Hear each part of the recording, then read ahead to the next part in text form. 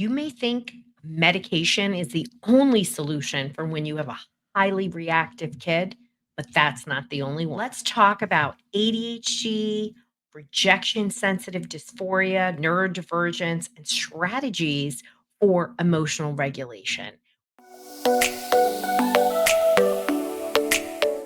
We are an increasingly neurodivergent society, and kids today face a lot of pressure. And I see dysregulated brains on these beautiful QEEG brain maps every single day. And when we have dysregulation, we can have under or overstimulated behaviors. But when we talk about emotionally reactive kids, these are kids that typically have a nervous system that is in a rev state. And when you're talking about ADHD in daily life, there's a big impact. Sometimes kids are unfocused, sometimes kids are impulsive, sometimes they're both, and it can affect them.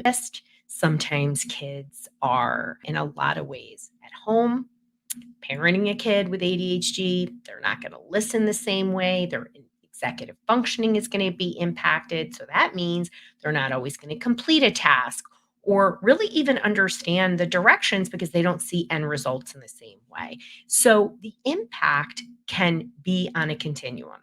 And let's talk about RSD. What is rejection sensitivity dysphoria? Why is everybody talking about it?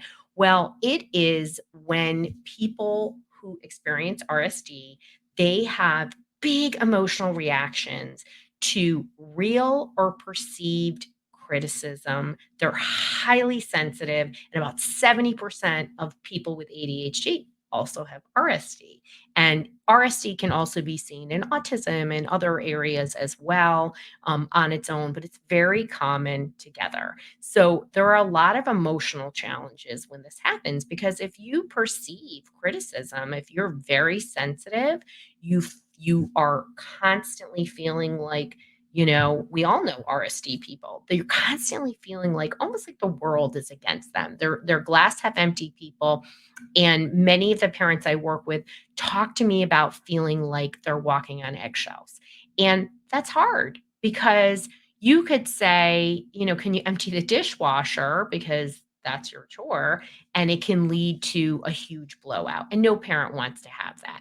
So let's talk about practical tips and tools and things that we should be doing and strategies for emotional regulation. I have a lot to say on this, and we need a regulated nervous system. If we don't have a regulated nervous system, we're not going to listen the same way. We're not going to be able to think the same way and pay attention and learn. And so it's really that behavioral component that becomes that nervous system that becomes the foundation for all of our learning in daily life. And we know this because these kids, as they get older, they tend to be developmentally behind. Parents will say, I know they're so bright, their IQ is this. And IQ doesn't matter if you are constantly just friction, friction, friction, big reactions. People will avoid you. Parents avoid kids. Like, oh, I'm almost glad he came in and slammed the door and went in his room. This is real stuff, right? That parents say to me. Other kids, they're not going to put up with a cranky, irritable person. So, what do we do, right? So, parenting is teaching, and there are many things we can do. I'm here to unlock this code for you and give you these tools. These are the therapist tricks, tools that you need to do. So, first of all, got to regulate, got to put your oxygen mask on. Kids regulate off of you. You know that you can meet them with anger, you can meet them with irritation, you can meet them with calm. Remember 80% of the time. Better, great if you can do better than that. I'd like to know who you are and if you're not on Xanax. But but it's hard. It's hard to be with reactive kids. So do what you can to fill your bucket and regulate your own nervous system. And it's much more likely they will regulate. They certainly will reduce the intensity, the frequency, and duration. It will when you're more regulated, right? So we're going to model the right behaviors. That's the first strategy. So when you're dealing with big upset, when you're dealing with things, model it. So even when you model it inappropriately, as I always like to say, even Dr. Roseann does things inappropriate. I'm a human being. you wanna then be like, "Wow, that was silly. I should have handled that a lot better. That didn't matter that, whatever my package from Amazon didn't come in and, I flipped out on the Amazon guy, like, he had nothing to do with it."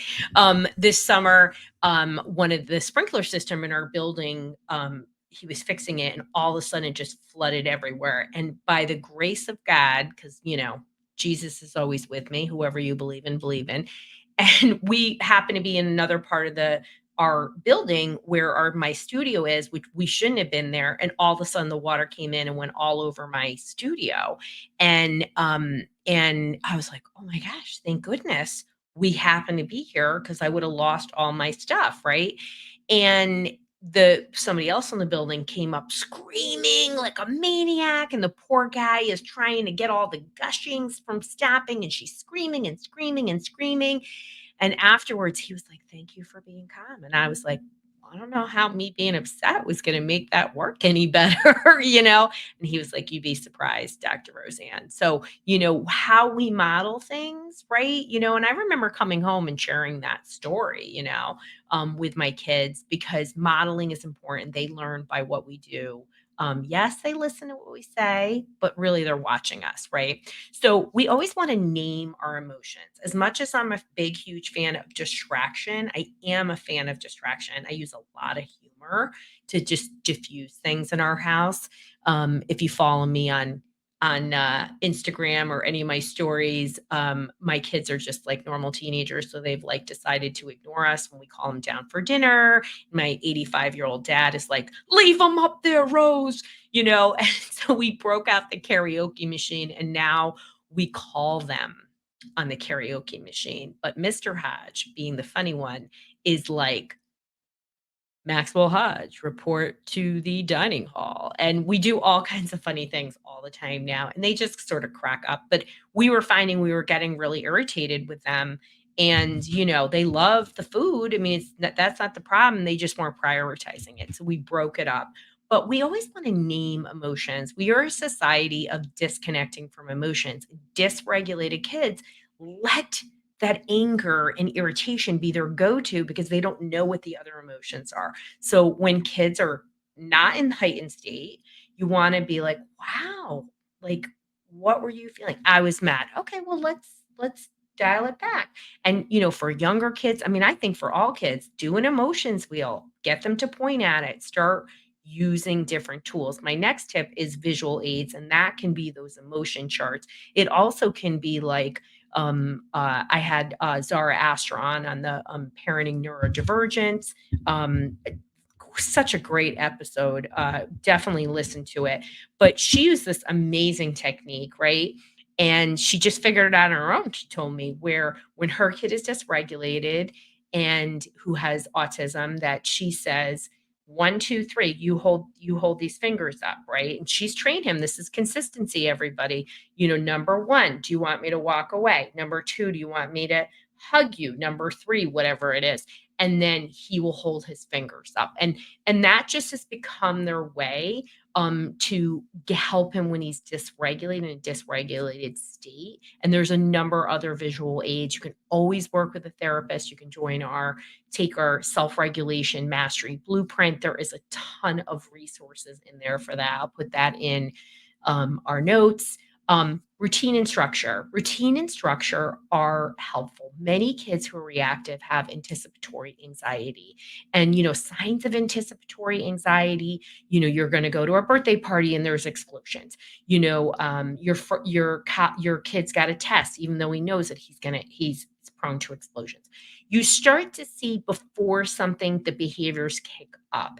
And so routine and structure creates predictability, cuts down on worry, and also is very helpful for communication.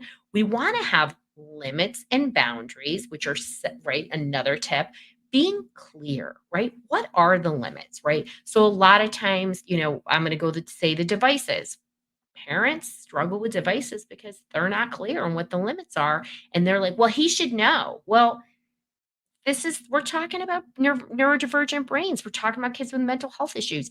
They don't have a sense of time, right? The time blindness is not there for them, right? Go and listen to that episode.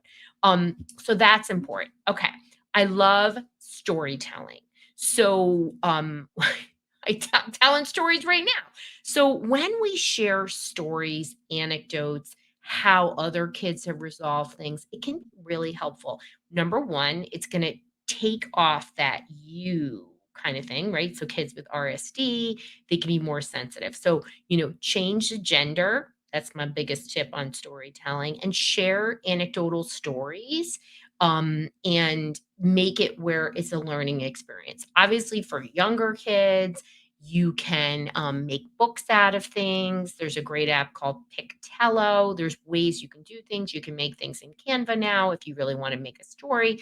But teenagers, I mean, I share stories all the time with the teenagers. Now I get to share 80s shenanigans and daddy and mommy 90s college clubbing shenanigans with my teenagers. And they really pretty much laugh all the time. It's pretty funny. But, I actually share some scary stuff that's happened over the years just for a learning point, right?